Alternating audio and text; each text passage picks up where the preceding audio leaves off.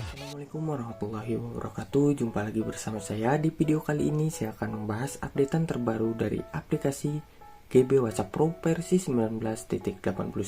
Di updatean kali ini dari aplikasi GB WhatsApp Pro versi 19.81 tidak ada fitur terbaru. Semuanya perbaikan-perbaikan permasalahan yang timbul di versi-versi sebelumnya. Ini dia script updateannya.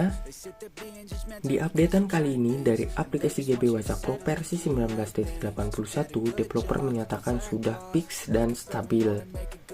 Jadi, permasalahan-permasalahan di updatean sebelumnya sudah teratasi di versi 19.81. Untuk teman-teman pengguna aplikasi GB WhatsApp Pro versi 19.81, silahkan lakukan update agar tidak ada masalah yang timbul di versi-versi sebelumnya. Saya tidak akan panjang lebar membahas updatean kali ini dari aplikasi GB WhatsApp Pro versi 19.81. Jika teman-teman masih mengalami masalah di updatean terbaru dari aplikasi GB WhatsApp Pro, tulis saja di kolom komentar. Saya Sunanta Wijaya, sampai jumpa di konten saya selanjutnya. Wassalamualaikum warahmatullahi wabarakatuh.